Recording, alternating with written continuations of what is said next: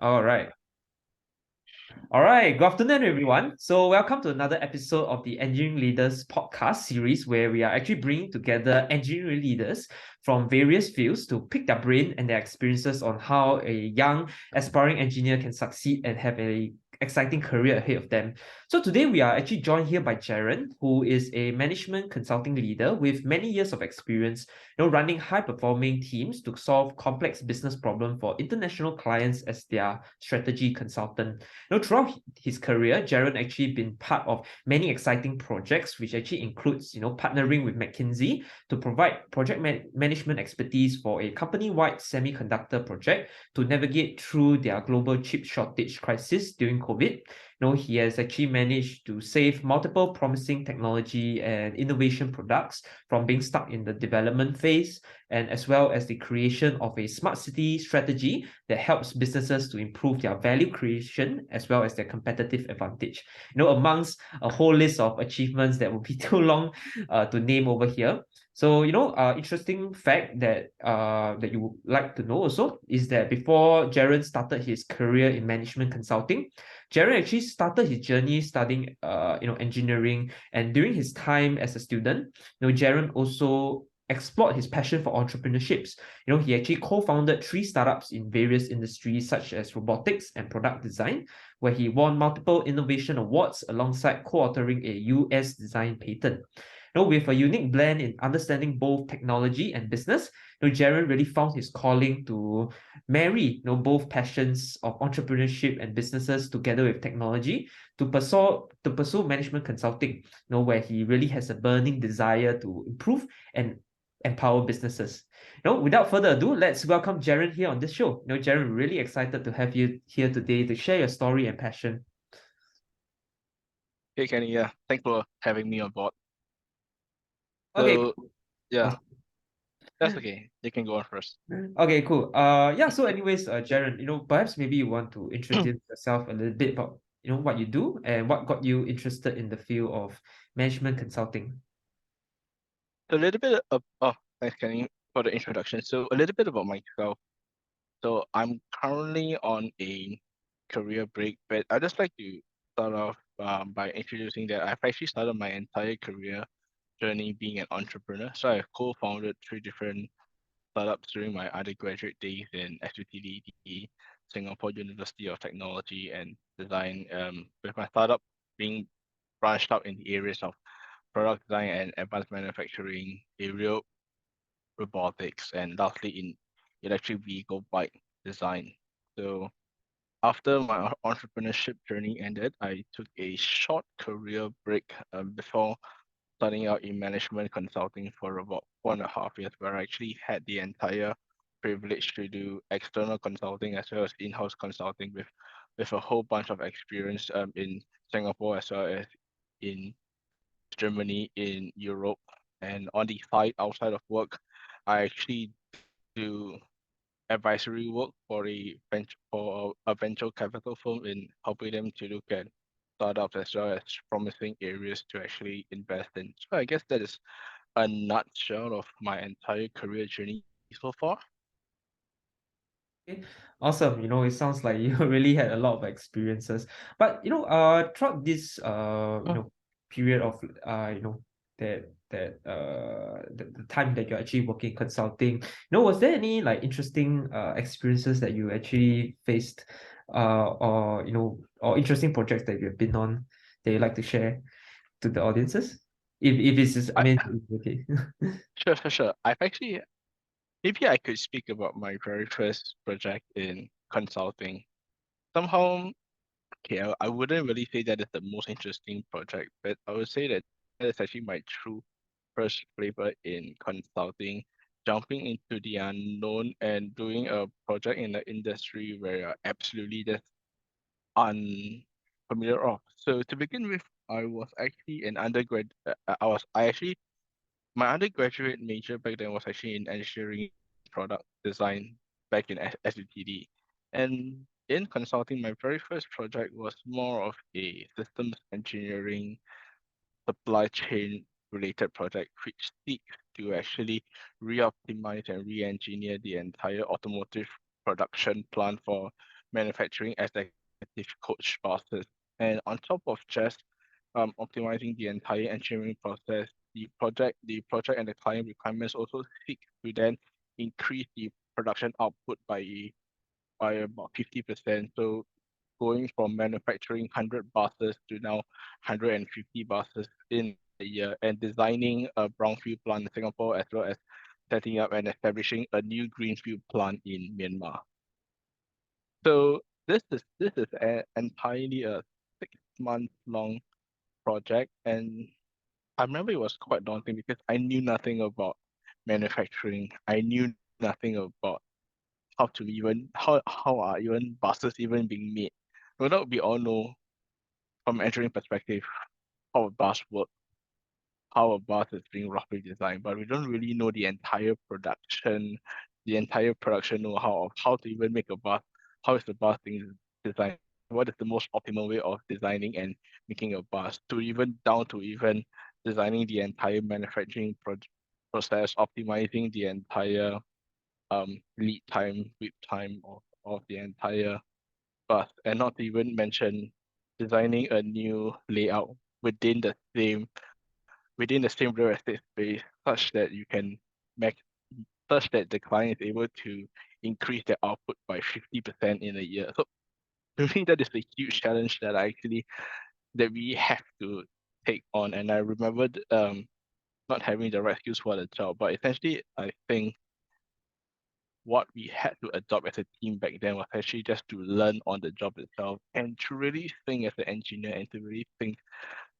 what were some of the soft skills. I wouldn't say hard skills, but I'll say what were some of the soft skills in such as, for example, problem solving that we actually had to know in order to get this done. Then along the way, as we get more and more familiar with the project and and understanding how the company operates, that you start to develop your own methodology to solve the problem.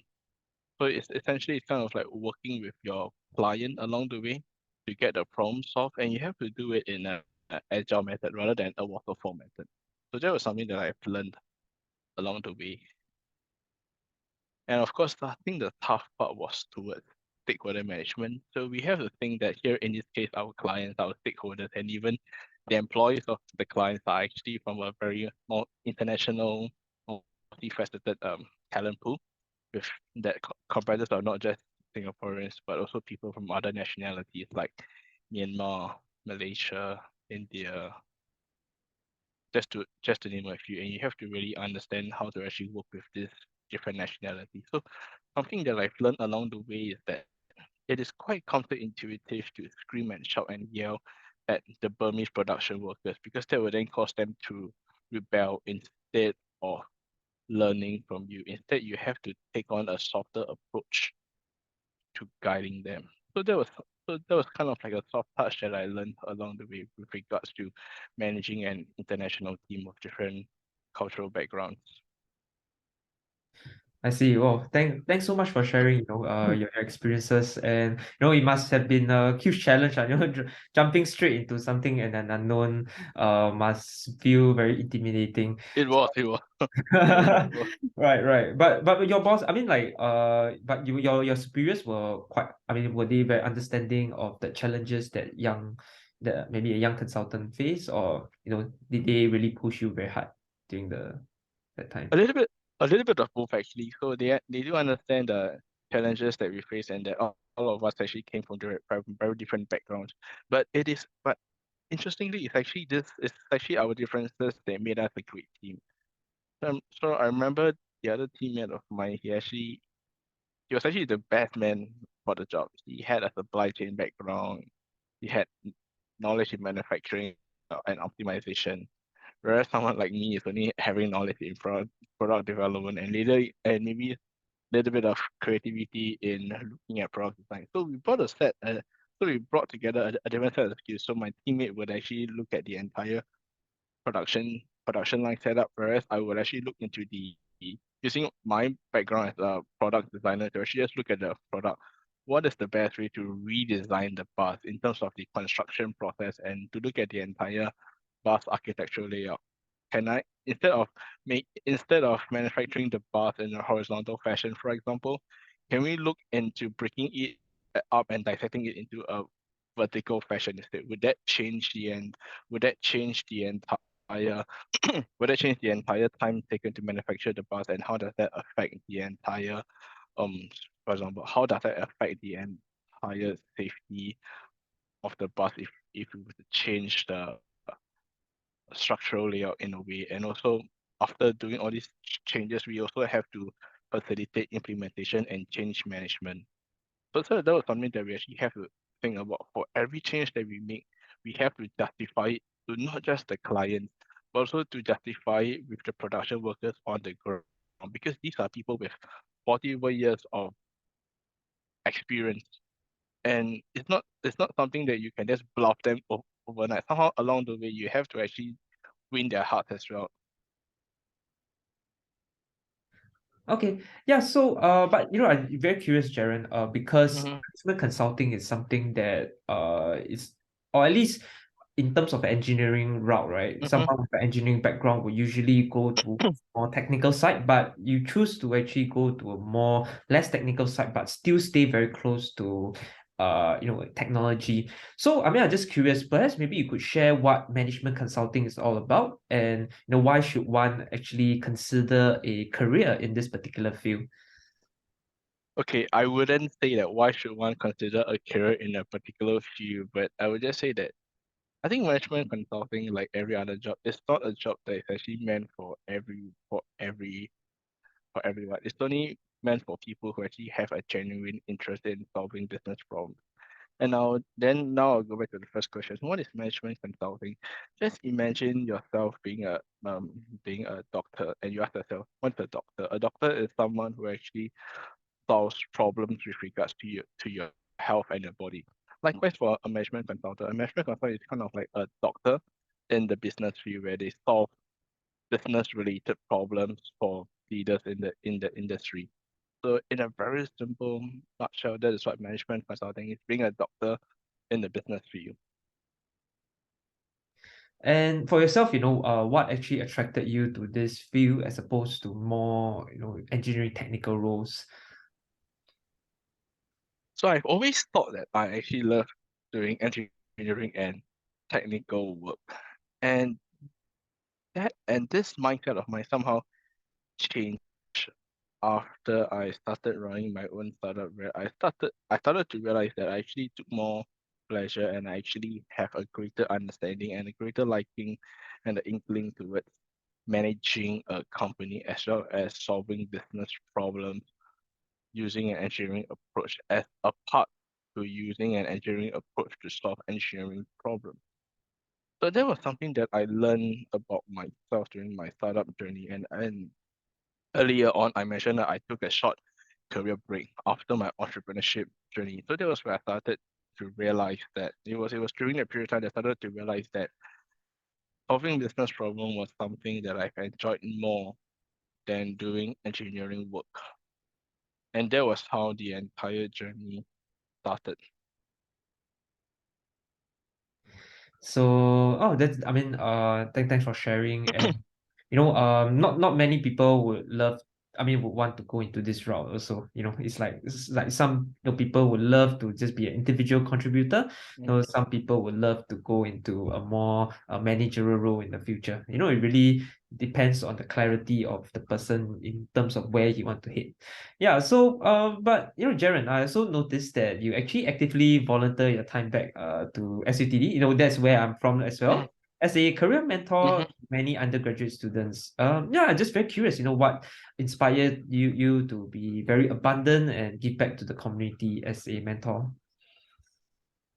So I think my mantra behind this mentoring is it's surrounded over the mindset of if if I was to reposition myself as a student again, what was it that I wish and I hope that I had back then? And this essentially is the advice from mentors, which is something that I didn't have when I was an undergraduate in SUTD. Or even if there are mentors around, or even if there are industry talks or industry mentors around, most of these mentors leaders are actually in the engineering field, like doing very pure hardcore engineering work, none of them, or even only a very small fraction of them are actually business in the business field. So as an engineering student ourselves back then, we were only exposed to the engineering world, and we weren't exposed to a world outside of engineering.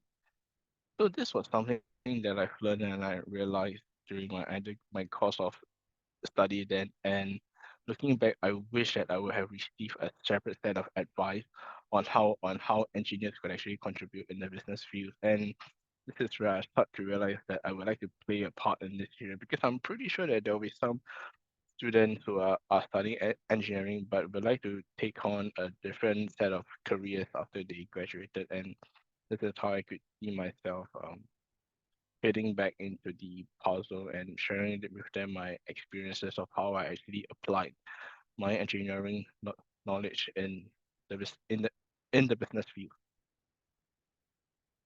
And when it comes to mentoring these undergraduates, right, what is your usual approach to mentoring them? And what kind of advice, specific advice you wish you had back then, as an undergraduate that you are imparting to them now?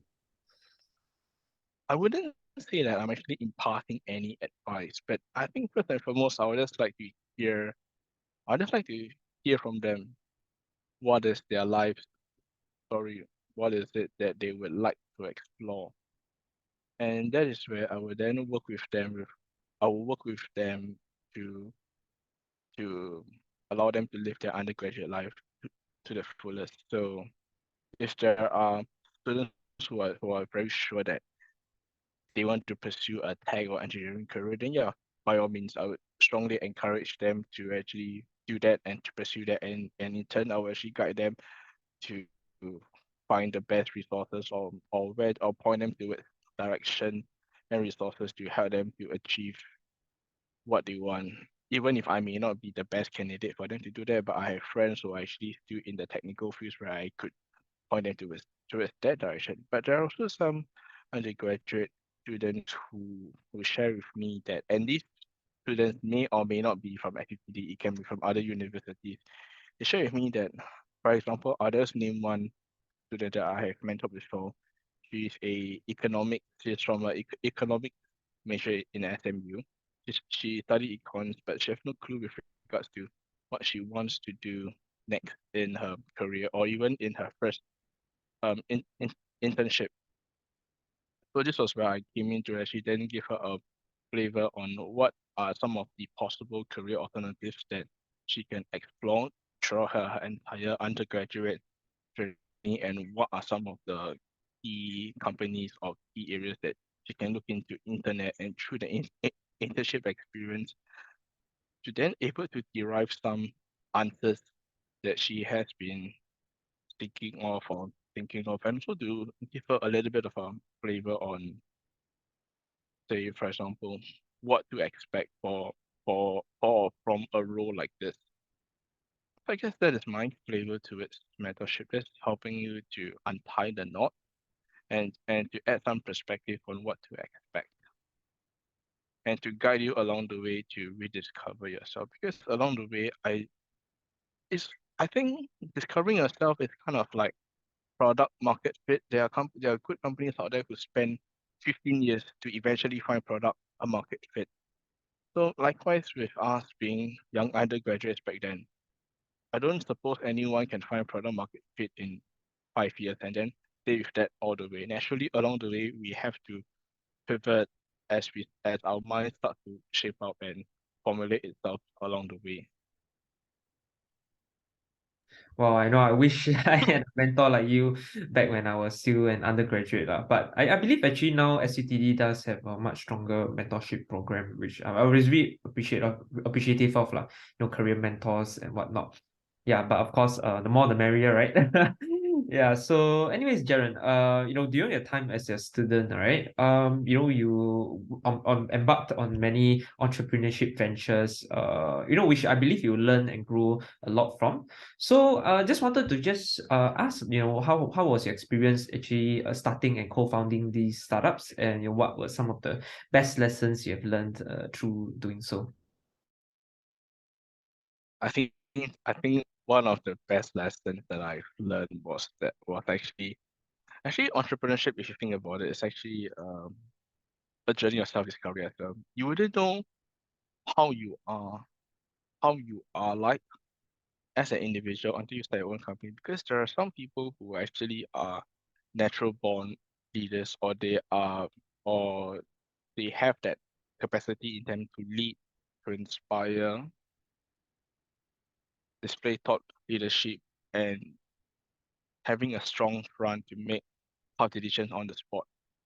You have someone of a character and a personality like this, then you also have some who are more risk adverse, someone who's more careful, someone who takes a very calculated approach to things, someone who are just not that good with making tough decisions and staying with it. So you wouldn't. So I just say these are some of the two. I think these are the two starking personalities that I've learned to realize during my entrepreneurship journey, and even through my experience as a venture advisor looking at startup. So doing a startup when you are young in your undergraduate days just help you to learn and learn about yourself and discover about yourself on a greater level, something that is beyond your typical school project, because this forces you to make firm decisions, because you are dealing with real investors' money. You are dealing with people outside, such as your suppliers, your manufacturers, and most importantly, you are dealing with your client's order. There is no way you can just say, sorry, I failed to deliver. There's no way you can say that. The moment a promise is made, you have to live to your promise. So this is something that entrepreneurship teaches an individual when you're young. So I think it teaches a lot of life character values and helps you to understand yourself on a greater level. And it's also through entrepreneurship that I realized that I actually enjoy solving business problems rather than doing the actual engineering work itself. Oh, definitely came a long way from school, and the Yeah, self-discovery. Yeah. yeah, in a way, yeah.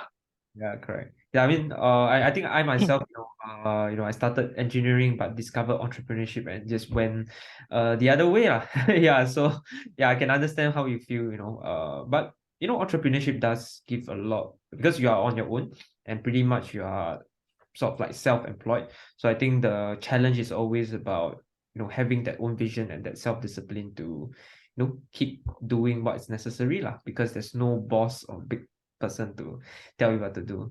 Yeah. So yeah, but Jaron, I'm sure the audiences would love to know you more as a person and some of the challenges you've been through. So, as someone that has been in the management consulting industry for many years, leading big teams, and I'm sure you faced many challenges or crises to be where you are right now. So, if you have to shortlist maybe one or two, crisis or experiences that really stood out to you that you grew a lot from, what would they be? Well, this is a tough one. This is kind of like flipping through your engineering textbook and trying to find that formula that you've seen it somewhere before. Yeah, yeah, Uh, sounds like it. Sounds like it. I think I would recall this and date this back to, I can't recall which year was it, but I think it's around 2020 or 2021. I think that was my very first time doing an executive board presentation. So an executive board presentation just means that you are presenting to the group CEO of a large conglomerate.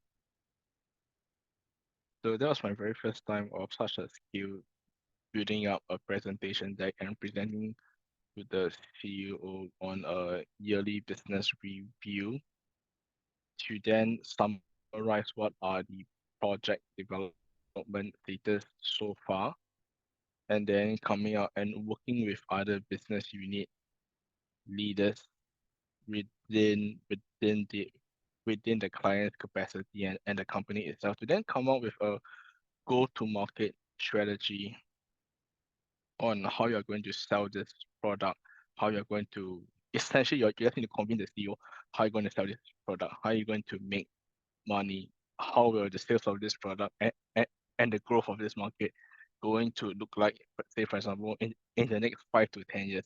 So making presentation slides and presenting to the CEO is one hurdle, but the greater hurdle to actually cross is actually to convince other stakeholders along the way from other business units that this is something that is going to make business sense and that other stakeholders actually have to buy in. Because essentially when you're presenting to the CEO, you have to come with a united front. The moment there is no united front and the moment someone says something else different, that's it. The entire plan goes past and there are a lot of heavy repercussions along the way with what's going to happen to you as an individual with regards to your credibility and your ability to ask for additional funds along the way for your other projects. So essentially, I think stakeholder management here in this case is actually important as well. Then the next part is actually, I think, is to the individual's ability to sound compelling and to create very high level compelling slides. So that means essentially, I think the next skill that I want to talk about is very important is actually PowerPoint making skills. PowerPoint making skills that tells and speaks of a story and a slide that is actually very compelling by nature and that it's literally a picture speaks 1,000 words. So so essentially you're just only going to have a half an hour presentation. That's the amount of airtime that a team would have, and 15 minutes will be for the presentation and 15 minutes will be for the Q&A. So what does this mean? Naturally, your slides have to be within 10 to 15 slides covering all the important things that you need to talk about. So then if you're going to cover so many high-level information, how do you then create 10 slide worth of compelling information such that you can present it to the CEO? Because I have honestly heard of stories before that of business strategists not making it and or the team being rejected in 5 minutes because the PowerPoint is trash. And business actually fail to get funding or fail to get their proposal approved because of a horribly presented or a horribly made PowerPoint slide. So I think that's actually one very important skill to have, PowerPoint making like skills. I see. Wow. I think PowerPoint making slides, or at least the ability to communicate ideas is really important. But I'm just curious, do you have any perhaps maybe you could share like some of the tips and tricks to make effective presentations or that you have learned throughout your management consulting business? Tips Yeah. and tricks. I would say is I think is you have to make PowerPoint. So for example, I just think of three areas that I'll touch on. Header slide. I think header slides are important because when someone reads the header slide as well as the subheader, he or she should actually understand the gist and the nature of that slide itself just by reading the header. So your header has to be a very good reflective summary of what you want to say. That's one. Two is use phrases, not sentences, to convey a point. Because the more you start to use sentences, you're wasting precious real estate space. Three, I like to use graphs and tables to convey very high level information because when you use like graphs, you're actually conveying a very high level message to actually demonstrate growth, progression, roadmap, chart. So at least people can actually look at it that you have actually had it well thought of how the product, the project, or the business growth cycle would actually look like in the next couple of years or the next couple of phases. And I think the last part is actually, if you look at slide one, for example, if you were to comb back any slide that you made so far, look at slide one to slide 10. Essentially, looking through the PowerPoint slide should be kind of like reading a storybook, where one slide should actually lead to the next slide and lead to the next slide, such that it is a continuous thing rather than every slide being so siloed on its own. So after reading 10 slides, you still have no idea what is happening. So I think that is bad.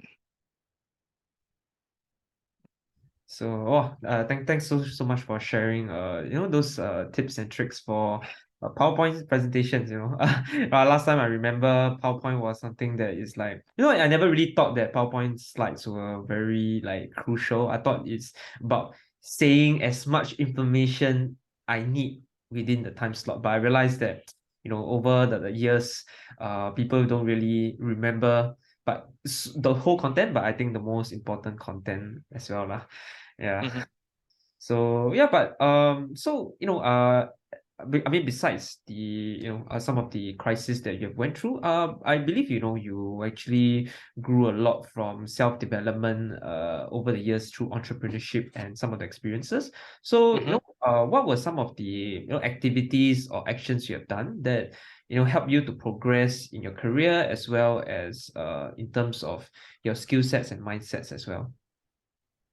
I think I can't really say that whatever I'm going to say next is going to be a one answer fit all kind of a approach, because this is essentially something that one has to do their own personal soul searching for. Because honestly speaking, back then to when I started to express a certain interest to learn a new skill, it wasn't something that I was being asked to learn or forced to learn. But it's along the way, I guess it's also having a growth mindset that you start to learn and understand more about the industry that you're in, the field that you're in, and what it takes to reach a next level. And that is where you start to actually do a little bit of a deep dive to understand how and where to gain a little bit of that mastery even deeper. So not just learning about the hard skills that's required for the job, but also learning about the soft skills required for you to excel and to take you on the long journey ahead. So for example, I give you an example. So I think when I was in my early days of consulting, I can't recall this. I think this was back in early 2018. I took on this course. It's actually called um I think it's called strategic. I can't remember what's the name of the course. I think it's strategic thinking and technical communication skills. But that's the title of the course. But essentially, what the course is teaching you is all about the mental pyramidal thinking principle, which is developed by Barbara Minto from McKinsey. In short, this is actually teaching you and guiding you on how to convince your stakeholders, and how that way of thinking even translates to guide your way of preparing a PowerPoint presentation slides in terms of how you're going to story tell your way out. So that was a soft skill. That was a soft skill that I took on back in 2018, and even now it's 2023. This way of thinking has actually served me well. And if you were to follow this training religiously, I think this training is also something that helped me to excel in my career when it comes to doing PowerPoint presentations, like um as well as methods of presenting to a client in order to sound compelling. I see.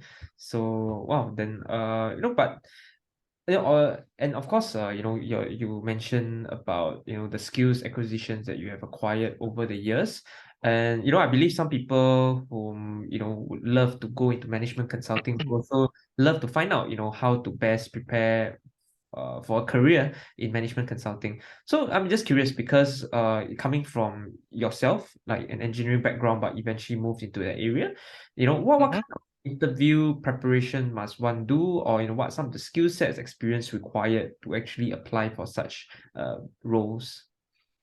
Okay, so I think the very first question that most people had, what is management consulting, and is this for me? So I think whatever I'm saying now is something that I wish I knew and I wish I've done as an undergraduate, because I think the best time to find out all this is actually when you're undergraduate. Go and take on a management consulting internship. Be it it's your first internship or your last internship, whatever. Take on a management consulting internship, then that gives you a very good flavor of what to expect of management consulting, and if that is something that you want to do for your career. So that's one. Two is with regards to preparation. So management consulting is all about solving business problems. So a good way to think about it is management consulting can come in the management consulting business case problem can come in many forms. It can come in profitability, it can come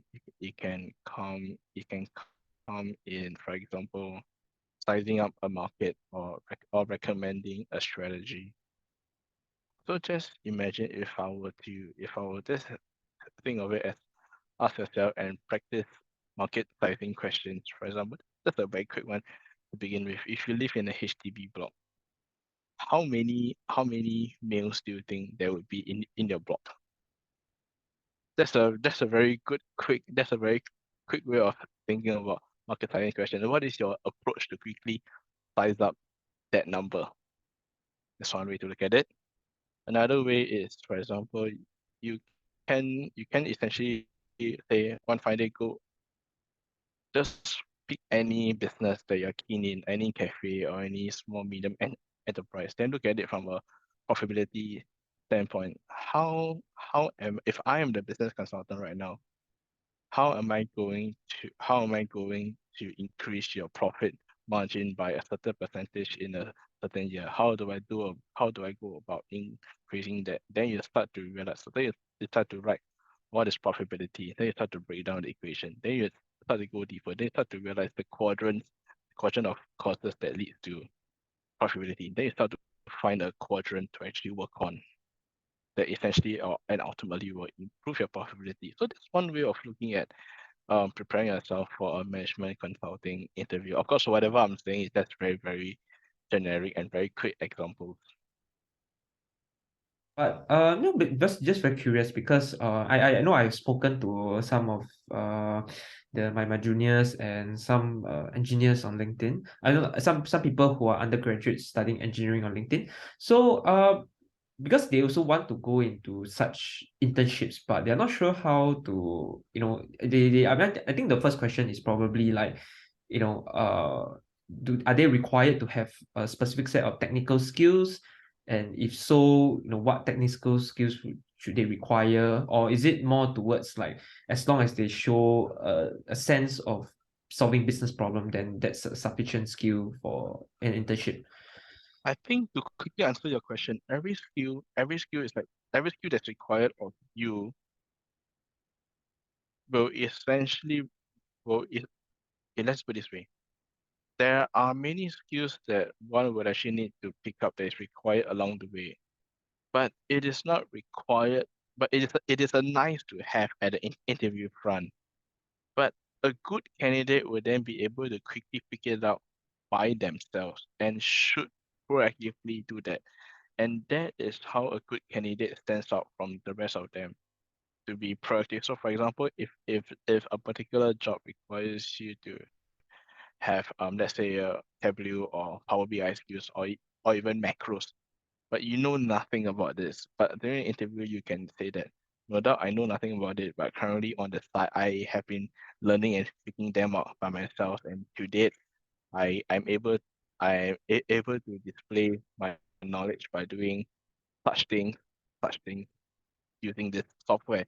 So that's one way you can show that no doubt you don't know anything, but you have the ability to quickly pick it up. Because the moment you enter into the industry, there is no such thing as hand-holding anymore. Hand-holding is a privilege. Yeah, so that's one point that I would like to add on. Sorry, what was the other question again? Yeah, and of course, because internships usually, sometimes when young undergraduates, right? So Mm. it's just that because they haven't progressed very far into their Oh, undergraduate, okay. so I got, probably their skill sets might not be as high lah. But how do I they got have the opportunity to put one foot in the the doorstep? answer your question because this was a live like example. So I remember that when I had the very first interview, my bosses didn't really care if I have the business acumen or not. But what my bosses back then were looking at is your ability to creatively solve problem by thinking on your feet. So I'll give you an problem. So I remember during my very first case interview for this job in consulting, I was given two problems. The first one was how many cars do you think there will be on the road by 2050? It's an open-ended question, and I wouldn't say there is a right or a wrong answer. But essentially, during the case interview, the interviewer just wants to see what is your methodology that you will use to solve this problem. Like walk me through the entire process. What is your thinking process that leads you to this answer? You may Google all you want, but I also want to know what is it that you have been Googling that leads you to this answer. What were your assumptions being made? So that's the first question. Remember the second question that I had was redesign the entire hawker center experience such that the hawker center is able to handle 2 times more capacity than it's currently handling. So so then again, it's quite an open-ended question, right? So this is literally just up to you to actually think of what is the method. It's up to you as an individual to find out what is the method that you want to use. Essentially, back then I was an engineering student. I knew nothing of business. All I knew was design thinking. So then just use design thinking to your advantage. Show that you know design thinking. Show that you're able use use it well. Demonstrate your understanding in it. If that's it, that is the only thing you know. Use it to your advantage to show that you can use design thinking to even solve a business problem. I And hope that answers. it does, and I heard of all such interview questions before. I think the other one would be I can't remember. I think it was something similar, but I think it was has to do with the environment, like how yeah, like what was the population going to be like in Singapore in like a few years or whatnot lah. So I think Mm. that was quite interesting.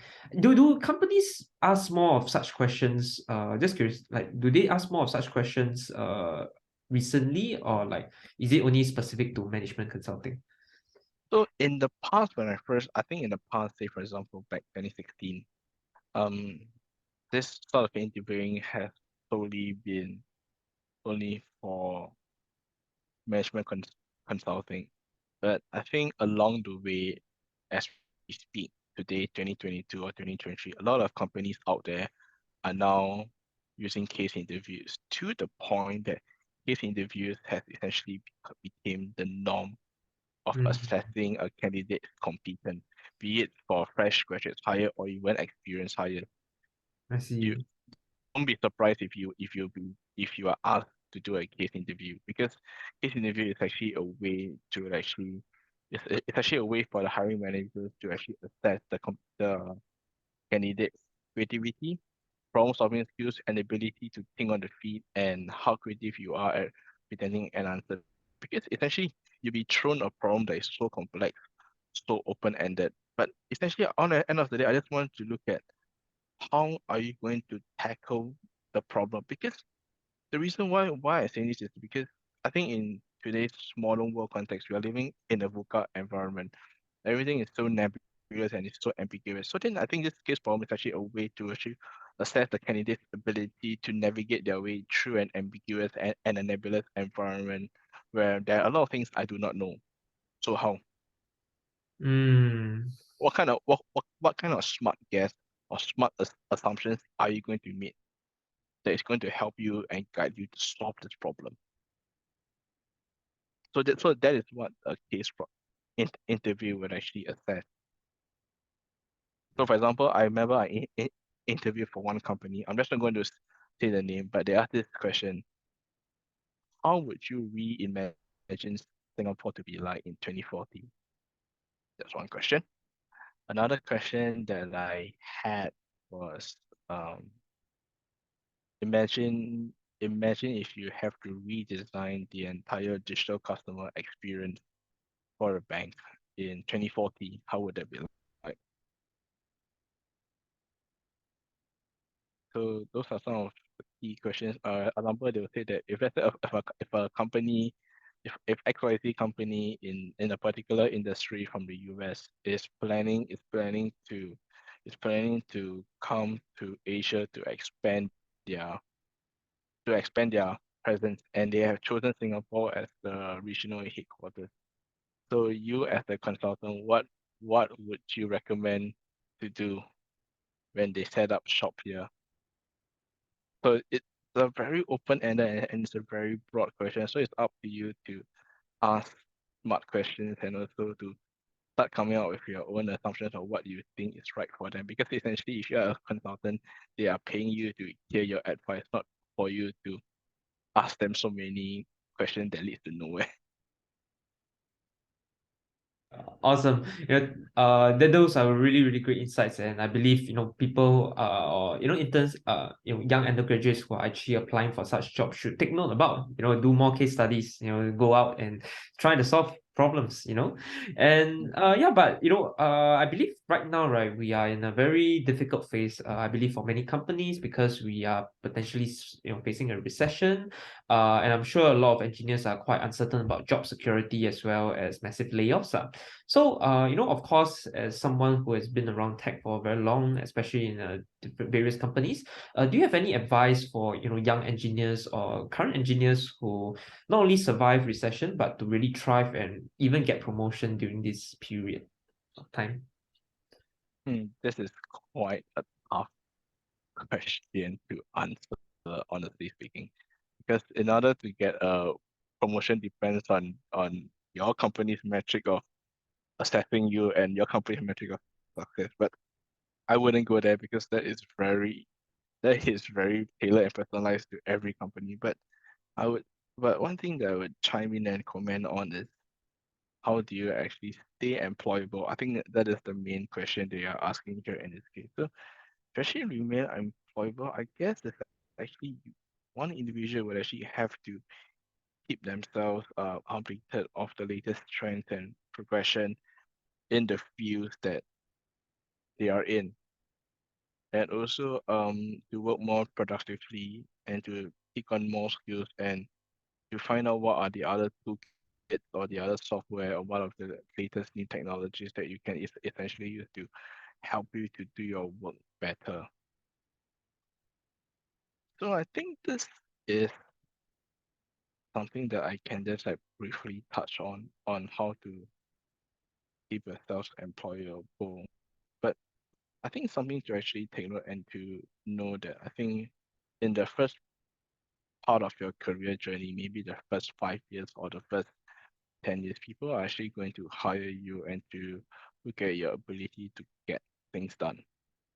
But in your second phase of your journey, say maybe around somewhere around the 7 to 8 years mark to the 15-year mark, it's going to be your ability to make good decisions. So I'll just leave it at that. So I think it's just about picking up skills to enhance whatever career stage that you're in. Be it is taking up skills to help you to make a good decision or picking up skills to help you to do your job better. So yeah, I'll just leave it as that. Okay, okay. And because you're also a career mentors, right? What Mhm. are common advices that you would give a undergraduate who is still studying in terms of, preparing themselves for the working world eventually? I think one of the common advice that I give is what Steve Jobs always say: stay young, stay foolish, because that is essentially what 20s is about. The phase of exploring, and in order to explore, that is where you have to literally just go all out there and try whatever, scratch whatever itches you, and just try, because you would never try, you wouldn't know if you don't try. And sometimes it is true accidental that you learn something about yourself, or you do, or that you have de- developed a skill that you can actually use along the way. So for example, I'll just say that entrepreneurship to me has been an accidental discovery. And if I did the chance back then, I would have been able to develop the skills that I've had as a result of this journey. And I think just imagine yourself as a dancer. If you're a dancer, the place that you can thrive in is a dance stage. So instead of waiting to be given a dance stage, go out there and find a dance stage. that you belong in. For example, if you are a salsa dancer, you wouldn't really want to be dancing on a dance stage where the Chinese dancers dancing, right? Or if you're a salsa dancer, you wouldn't want to be dancing in like a hip hop dance, right? Dance stage.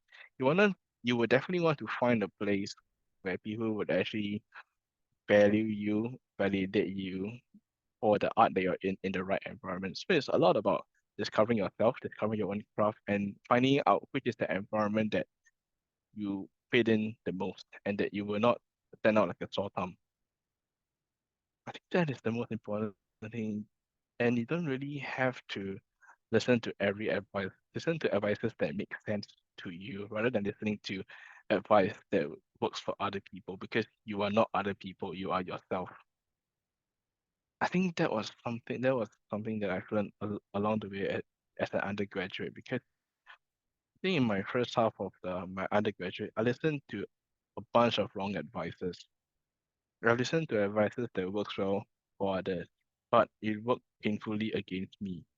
And that was where I started to learn that, you should only listen to advices that works in your favor and it works towards the direction that you want yourself to go, rather than take advices from people that have succeeded in their own fields and take advices just because it succeeded and worked for them. But that's them, not you. So that was the most important advice that I've learned. And I believe, some of them would also love to find mentorship opportunities or perhaps maybe learn from someone, connect with someone to find that dance stage of them. So, is there any, good practices or, how can young, engineers or maybe even current engineers actually network better to be able to have these opportunities to learn and find their own dance stage from? I think it's don't be afraid to put yourself out there. Don't be afraid to put yourself out there. If you need help, seek help. I think people are more than willing to chat and to share about their experiences and to give you advice if you need. I think there are a lot of platforms out there. But I think before someone can go to such mentorship platforms, the best way is actually to look within your inner circle to see if you know anyone in this area, or otherwise ask your friends to recommend if they know of anyone in this area which they themselves look up to. I think on the first point of contact, that would be the best. And if that doesn't work, then the next channel would actually just to go out there and to look for people, say for example on LinkedIn, or find mentoring platforms, or even ask around the career development center if you're a university student, to ask them if they know of anyone in this professional fields within their capacity that they can point you to. Man. So, and of course, from the conversations that we had, you shared quite candidly that you are currently on a career break. So actually, I'm just very curious as to what inspired you to take a career break, and where's the next step towards where you want to be headed to. I think since I've shared candidly, I also wanted to share that I took a career break was because I was just feel very overwhelmed and very burnt out to the point I feel like I'm no different from a headless chicken running all about in every direction that I'm running towards without any direction and without any clear goal. I'm not saying that, and I'm not saying that people who can't do well what they're doing, therefore they take career breaks. But I think there are also recently there have been a lot of high performing individuals who are also taking career breaks because they started to realize that their values have changed, and whatever that they are doing currently doesn't really fit well to their own personal values. And that because of that, I think there has been a lot of a disconnect, which then essentially caused a burnout. There is nothing wrong with both ends. It's just that along the way, people start to realize that they have changed, and they wanted to impact the world or impact society different different from where they have been impacting or how they have impacting. So the thing about a career break is that it's kind of like a balloon and you cut the string loose such that you're able to float freely and then take this chance to rediscover yourself in identifying what are your own personal strength and weakness. How can you work on improving the strength, or how can you work on cushioning the weakness? Also, a lot about identifying a new skill, understanding yourself, what makes you tick going forward, and it's also for you to have a chance to stay young and stay foolish again, like what I mentioned earlier on, and also helps you to then regain some of the creativity that you once had when you were an undergraduate student, and then help you to then look at the world differently again. Awesome. And but for yourself, let's say if because I believe, right, I think in a very fast-paced environment, especially in workplace, it's very, very common for people to feel burnt out and maybe feel lost. Mm-hmm. Of course, you took a career break as a way to rediscover yourself, but what advice do you have for people to, not get themselves in such a position in the first place, or maybe some advice on how they can actually better manage that emotional crisis? I think one way, something that I've learned along the way through therapy, of course, is actually to pace yourself and to do a capacity check. So essentially what I'm saying is this, like every engineering student would have naturally or heard of this term, a BMS, a battery management system. So just imagine yourself as a battery. Actually, you will need a battery management system to manage your own battery. And this battery I'm talking about is just essentially end of the day, it's just your own personal capacity. It's time to actually look and assess at your own capacity before you take on any roles or any commitments in your life. And then assess yourself, do I have this capacity to take on this new project? For example, if I am gunning for a promotion, before you actually put it up front that, hey, I want to get a promotion, therefore I'm now willing to sign up for, say, 5 to 10 extra new initiatives in the company just to get that promotion. I mean, it's not something bad. It's not, and it's a good thing to have such a drive. But also at the same time, before you do that, it's also time to just check into your own mental state and your own physical state. Do I have that amount of spare energy or spare cash that I have that I can afford to run this race? So I think that would be one advice that I have, that is to pace yourself and to check your own capacity before making any of such commitment. Oh, thanks so much for sharing all those tips on your managing emotions. And yeah, so I encourage everyone who is undergoing such crisis, that there are very, very healthy ways to actually manage stress, even amidst a very busy period right now. Okay, so yeah, so actually, Jaron, thanks so much for sharing all your knowledge, and I believe that audiences really learned a lot from you as an engineer. And no, sorry, and management consultant. Yeah, just got to be very precise with that. So Jaron, just wanted to ask if you have any last advice you would give to the audiences out there who are career aspirants, or maybe people who are finding their way again in their amidst their career. I would say that my only advice is that you only regret if you don't try. And I would say that there is no harm. If, for example, if you're a job seeker, or if you're applying for jobs, no harm applying to jobs to areas that you feel that you wouldn't fit in, because at the end of the day, you wouldn't know that you fit in until you apply, because sometimes you may just be that underdog in that shining armor. You never know. Because I think people only found a true calling when they are an underdog, underdog in a shining armor. I think I will just leave it as that. Okay, cool. Yeah, so anyways, Jaron, where can the audiences best reach you and connect with you for advice and opportunities? I think LinkedIn could be a good start. Or I think LinkedIn is actually one of the easiest places where one person could actually find me, or that will also be a good start for people to not just find me, but to find other relevant mentors that they have in their field of work. Awesome. Yeah. So, anyways, I'll add the link to his profile below. And as we wrap up this episode of the podcast, just wanted to, just thank Jaron, for being such an awesome guest on this show, and really, really a lot of golden nuggets of wisdom, and all the best for whatever is ahead of you, and really hope that you continue to be very abundant in giving back to community. All right. So, with that, thank you, Jaron, for being on this show.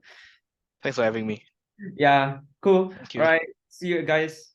See you.